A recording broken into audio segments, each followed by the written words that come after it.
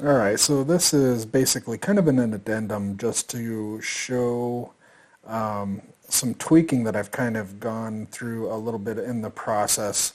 So in the last video, I'm sure that you've noticed that our normal or our maps were kind of looking not so good. There was a lot of some artifacting going on, and also in the shoes.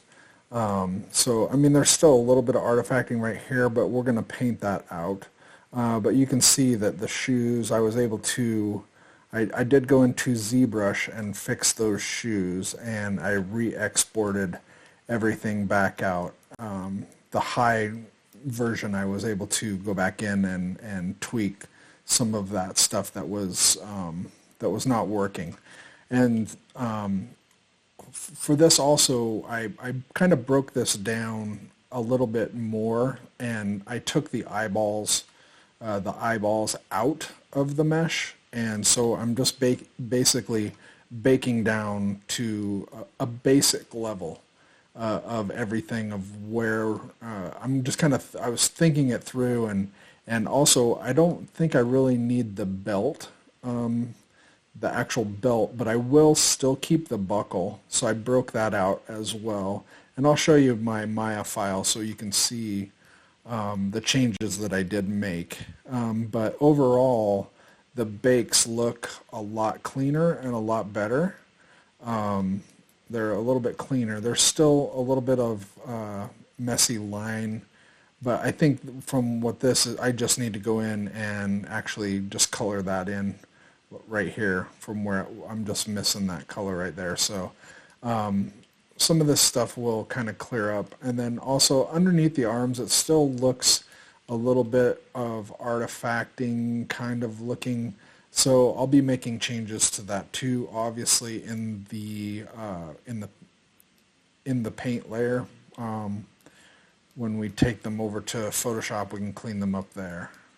But just as an overall, you can see that the bakes look a lot cleaner, and they're not as artifacty looking.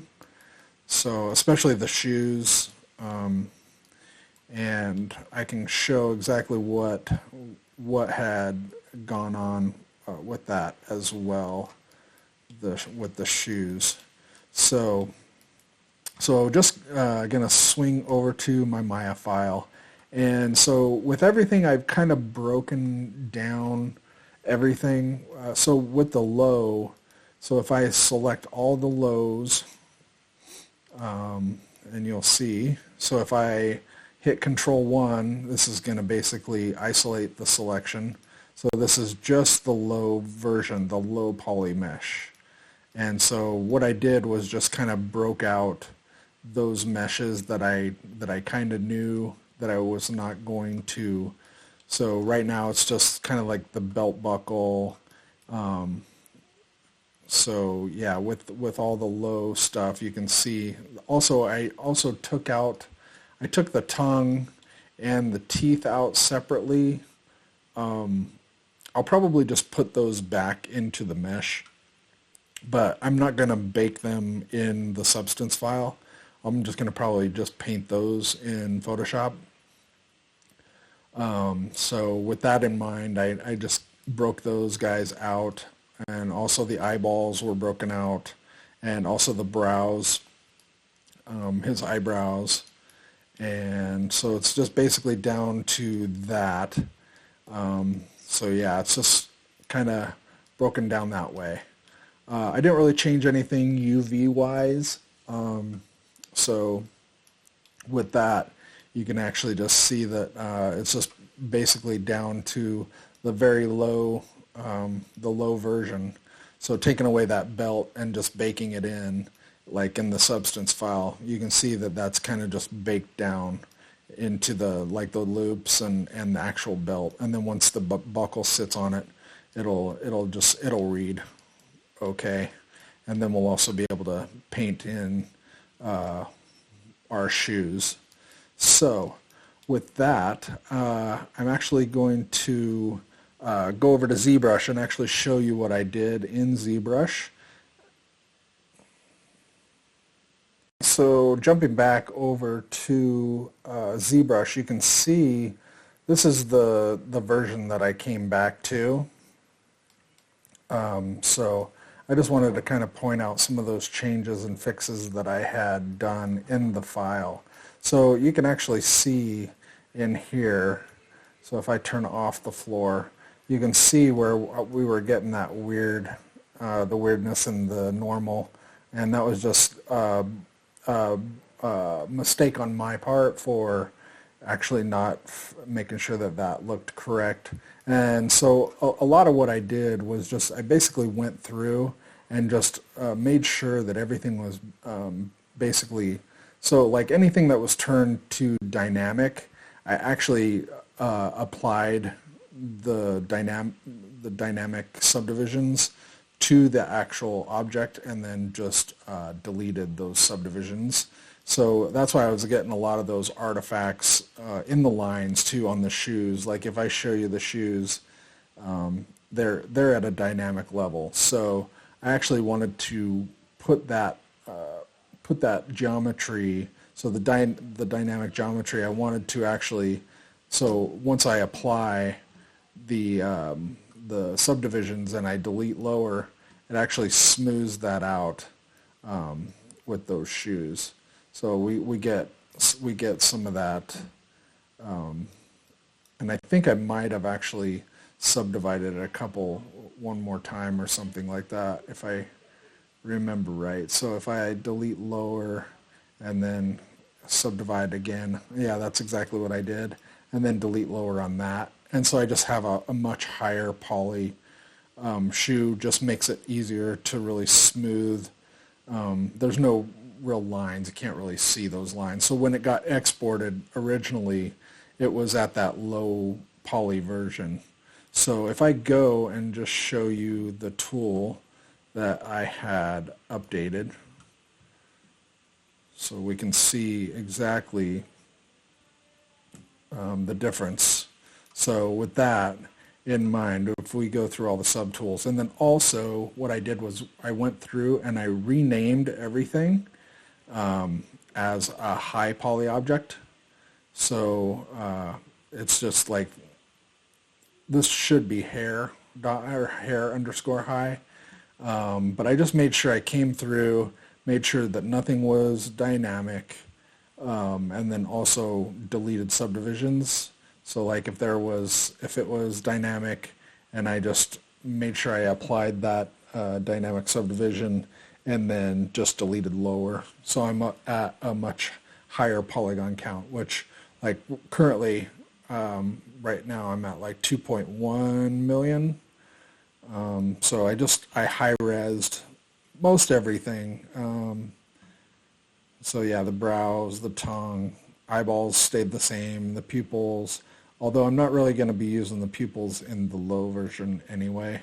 But the socks, they were at a lower version as well, so I up-resed those. Also the t-shirt and the pants, and you'll notice in the pants I took the belt out, the high poly belt, but I believe that was already, it was separated already. And so those shoes, and then also with the teeth, the top teeth and the bottom teeth, I also up-resed those as well. So with that, we can probably head back over to Substance and get coloring, and I'll also show you how I made that updated change in doing so. So we'll jump over there.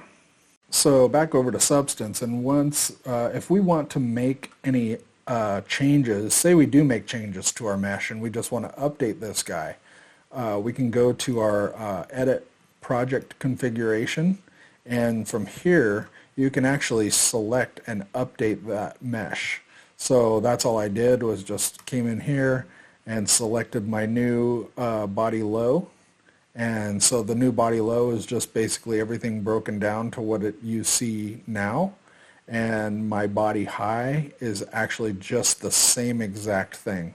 But everything that I want shot down to this level is put into the body high file. So the belt and the belt loops were turned on in the Maya file of the body high, which was the high res version. And so all the high res stuff I just baked down in the bake. I just came back in and just did a new bake mesh map. And so with that, and then I also I tweaked the max frontal distance and the max rear distance just by, so default is 0.01 and I just did 0.015, and that got rid of the black circles that were kind of sitting right on his thighs. And then also subsampling still set to 2x2, and also just turning off world space normal and ID, don't really need those.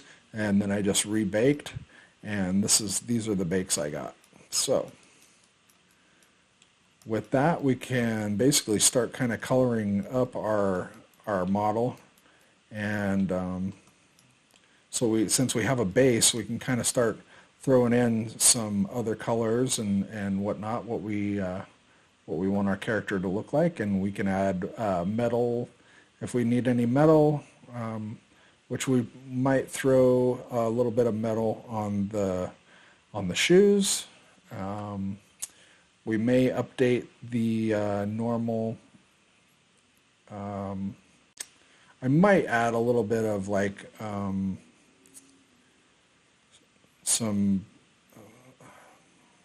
maybe some more creases for his clothes, and we can do that in the normal. Not sure if I will do that or not, but overall we're just trying to get a basic color down for this character so we can get rigging, and we'll move from rigging over to animation, and then we'll bring it on over to Unity and hopefully get a character up and running. So alright, so we'll start on our colors now.